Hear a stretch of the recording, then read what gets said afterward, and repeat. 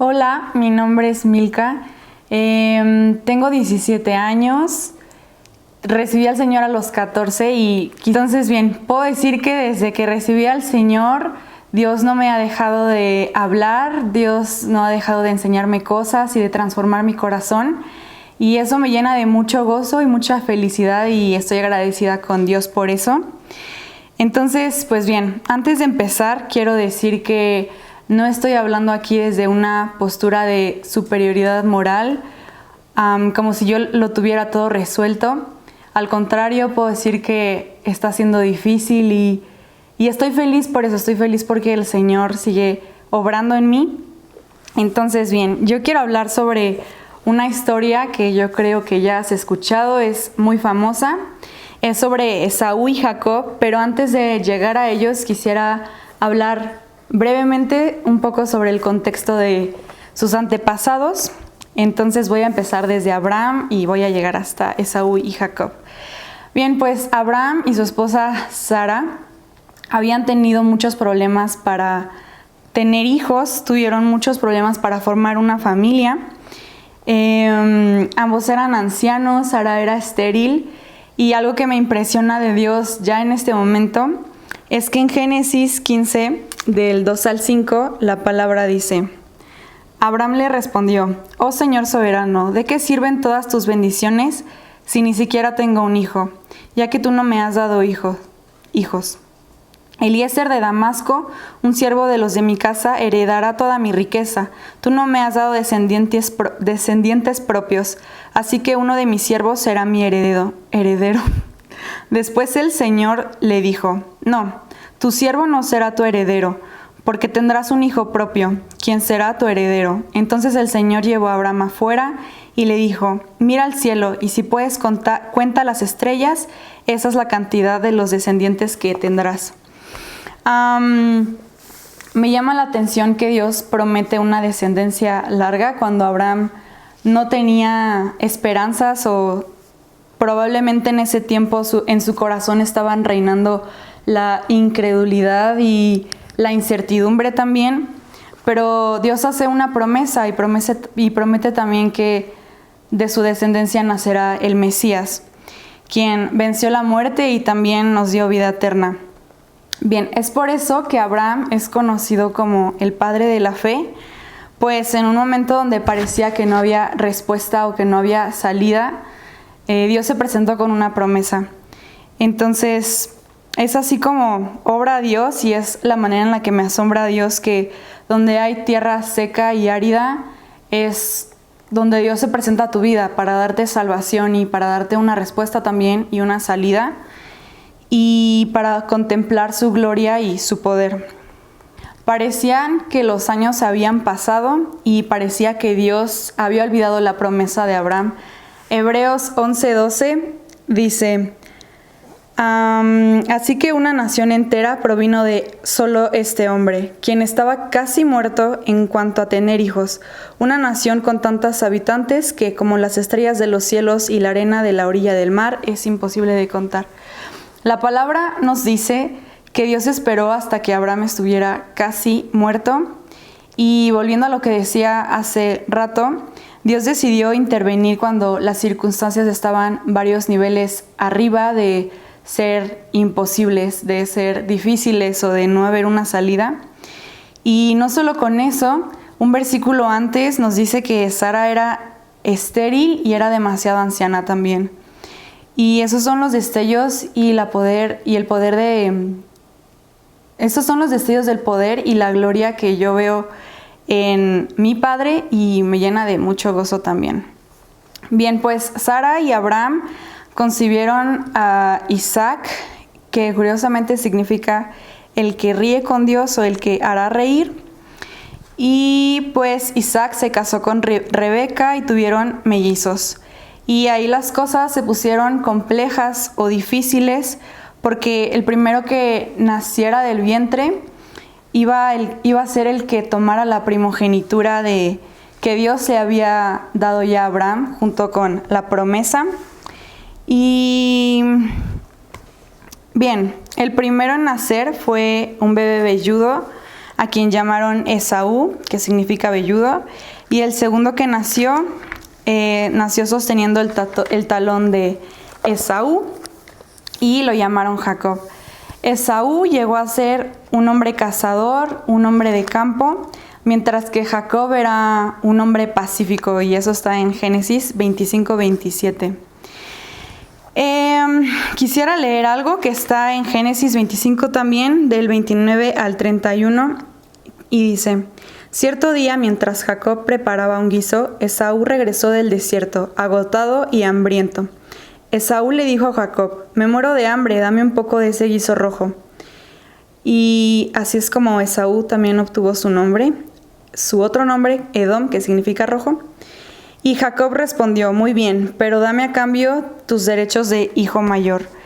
Y para quienes no sepan un poco sobre qué es la primogenitura, quisiera hablar un poco sobre cuáles son los privilegios de la primogenitura, y es una doble porción de la herencia, o sea que hacía que el primogénito apareciera en el testamento como si fueran dos personas, como si tuviera que recibir doble porción, y le daba un papel de liderazgo, se convertía como en el segundo mando de la familia, y en caso de haber desacuerdos o problemas entre las familias, todos acudían al líder, que era también el primogénito. Y por último, y yo creo que lo más importante, recibían una bendición espiritual. Recibían una promesa que venía desde Abraham, recibida por Dios, para propagar el pueblo elegido de Dios, y también la promesa del Mesías. Entonces, la primogenitura era algo importante, y estoy segura que la respuesta de Esaú parece casi obvia o sencilla, parece ser tan sencilla de responder, pero lo curioso es que Esaú aceptó, y así terminó vendiendo su primogenitura. Y si piensas igual que yo, estarás pensando que la respuesta de Esaú parece hasta absurda, parece como, pues sí, absurda. Pero quiero decir algo que es clave aquí, y es algo que Dios me ha estado confrontando mucho, y es que es muy sencillo saber cómo responder a las tentaciones y a las pruebas de otros, porque no somos los que estamos en esa situación. Pero estoy segura que en algún lugar de alguna cocina, Satanás te está también preparando un guiso rojo, y te lo va a servir en el momento más débil, y va a ser igual de tentador para ti y para mí como fue para Esaú. Y es importante porque quiero también hacer una analogía para esto, y es que el pecado funciona como la magia. Los magos fueron los primeros en entender cómo funciona la mente humana, y es que un mago entiende cómo cosas que no entendemos, cosas que como público no conocemos o no vemos, y el pecado se muestra así. El pecado muestra solo una parte, y es la parte atractiva. Satanás, quien figura como el mago, sabe cómo atraer tu mente, y es así como te sorprende. Esaú cambió una herencia por un plato. Pensando en esto, creo que nosotros, o al menos yo, no hemos estado muy lejos de hacer lo mismo que Esaú. Muchas veces yo he cambiado lo eterno por lo momentáneo, lo supremo por lo instantáneo, y muchas veces nuestros deseos pueden alejarnos de nuestro propósito o de nuestro llamado también. Y tomando el ejemplo de Esaú, él renunció a su herencia por algo que lo hizo sentir bien por una tarde. Al final lo perdió todo. Y si bien el llamado y el propósito que Dios tiene en tu vida lo puedes silenciar también, o puede ser opacado por un deseo de sentirte bien. Y es que la muerte a tu llamado puede venir de muchas maneras, como fue para Esaú, un guiso rojo. como puede ser para ti una persona o una situación. Y pienso verdaderamente, y lo creo, que si no entiendes y valoras tu llamado, muy pronto lo vas a subestimar.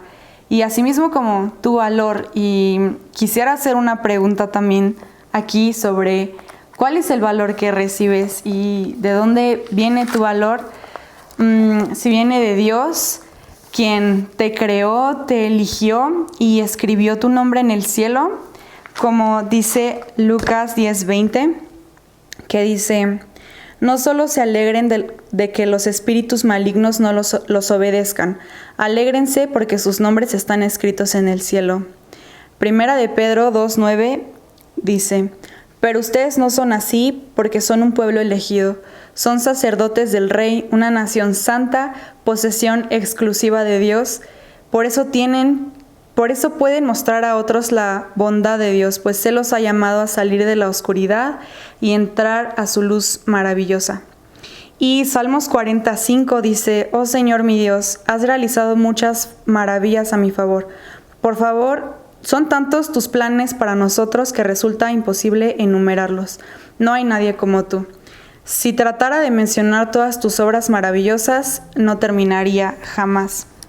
Y también quisiera preguntarte sobre si el valor que tienes lo estás recibiendo del mundo, como quién eres en el mundo, sobre si eres popular o cuánto dinero ganas. Y Mateo 24:35 dice: el cielo y la tierra pasarán, mas tus palabras nunca desaparecerán.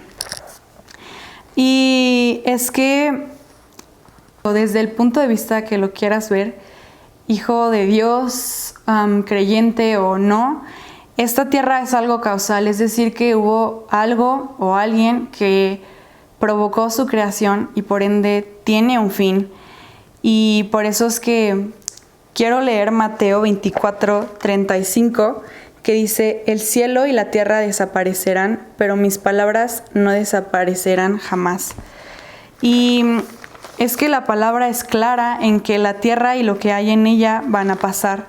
Entonces, ¿de qué sirve tener un valor temporal o un valor que se termina con el mismo mundo que dice la palabra que terminará? Entonces, me gustaría animarte a reconocer tu valor que trasciende más allá de la eternidad y encontrar plenitud en ese valor, pues verdadera plenitud no es obtener lo que tú deseas, es encontrar gozo y paz en lo que tú ya tienes. Entonces, quiero decirte algo sobre Satanás. Él siempre trata de estafarte. Como dije antes, si no entiendes tu valor, muy pronto lo vas a subestimar. Y Satanás siempre va a estar ofreciéndote cosas mucho menos de lo que tú vales. Y si no entiendes y conoces tu verdadero valor, te vas a conformar con lo que él te dé. Y hay una frase que me gusta mucho de un libro que leí, que dice que Satanás sabe que si eres hijo de Dios no va a poder llevarte al infierno, pero sí va a impedirte vivir para el cielo. Y quisiera también usar una analogía de Moisés, que si tú ya estás en Cristo, ya pasaste Egipto, ya pasaste la esclavitud, pero ahora tienes que trabajar y ser fuerte y valiente para llegar a la tierra prometida, a la promesa de Dios. Y quisiera darte un reto y también retarme a mí misma en que puedas vivir en la tierra como vives, como vas a vivir en el cielo, para que puedas estar abajo como estás arriba. Y es que eso es la santidad, es estar tan familiarizado con el reino del Padre que cuando llegues con Él te sientas como en casa. Y es que el diablo le encanta crearte inseguridad acerca de tu llamado. Entonces, pues, y no voy a decir que es sencillo porque no va a ser sencillo el camino en Cristo. La gente va a dudar de ti y van a rechazarte, pero quiero decir que esas decepciones y las batallas y los momentos de prueba y también las tentaciones se conviertan en tu combustible, más no en tu identidad. Entonces, quisiera leerte por último algunos salmos. 50 y 15 dice: luego llámame cuando tengas problemas y yo te rescataré y tú me darás la gloria. Salmos 126 del 5 al 6. Los que siembran con lágrimas cosecharán con gritos de alegría. Lloran al ir sembrando sus semillas, pero regresan cantando cuando traen la cosecha. Salmos 147, 3. Él sana a los de corazón quebrantado y les venda las heridas. Y solo decir que el ahora grita más fuerte, pero el después dura más.